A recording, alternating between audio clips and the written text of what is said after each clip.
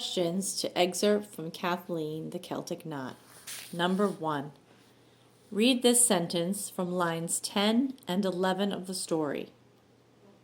I kicked and soared and pranced and whirled, stepped and twirled and spun and flew, tripped and skipped and skimmed and sailed all over that stage. The author most likely includes this description of Kathleen's dancing to A. Emphasize that the dance ends quickly. B. Demonstrate Kathleen's desire for recognition. C.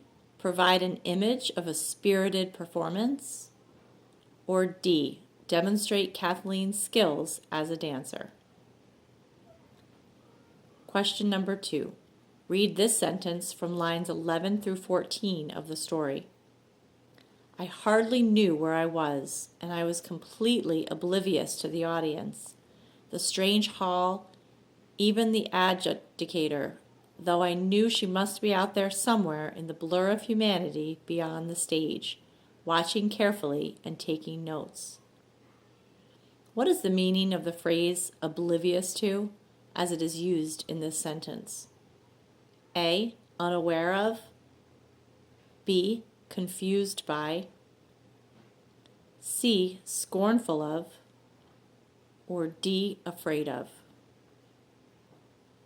Number 3. What do lines 10 through 17 mostly show about Kathleen? A. Her confidence in her abilities helps her to remember her routine. B. Her delight in dancing allows her to briefly forget her concerns. C. She tries to ignore the unfamiliar setting and the audience. Or D. She avoids people who are critical about her appearance. Number 4. Lines 36 through 42 mainly develop a central idea of the story by revealing A. The importance of being able to communicate effectively. B. That Kathleen has lost interest in the conversation because of her success. C. That Kathleen's success is meaningful only if she can share it with her family. Or D. The significance of the support of family members even when they are absent. Number 5. Which detail from the story best shows why Polly is important to Kathleen? A. Polly can best describe Kathleen's dance to her mom. B. Polly allows Kathleen to receive praise from her teacher.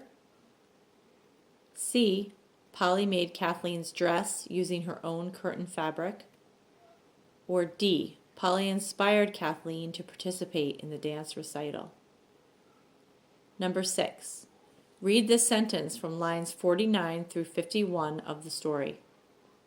I kept on smiling, and at the same time I was trying to look around Mrs. McGuire's bulk to see if I could catch a glimpse of Polly's flying figure and wide smile. This sentence suggests that Kathleen, A. is surprised by her teacher's presence, B. hopes to avoid chatting after her performance, C. is trying to be polite even though she is distracted, or D. feels uncomfortable due to her teacher's compliments. Number 7. How does the author establish the point of view differently in lines 1 through 32 as compared to lines 33 through 61? A. By portraying the narrator's actions rather than sharing only the narrator's feelings. B. By describing the narrator's inner thoughts rather than sharing the inner thoughts of all the characters. C. By revealing the narrator's intentions through description instead of using description to share the opinions of all the characters. Or D.